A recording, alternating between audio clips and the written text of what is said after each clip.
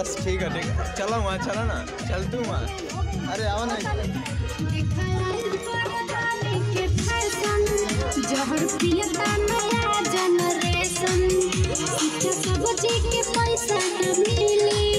बंटी बबली के बाटे प्रमोशन होए शिक्षित सम्मानित प्रधान सही छई उठवा अपन सबकी मुस्कान सही ऐसा ना के जड़ से उखाड़ू चाही जारू चाही हम के ना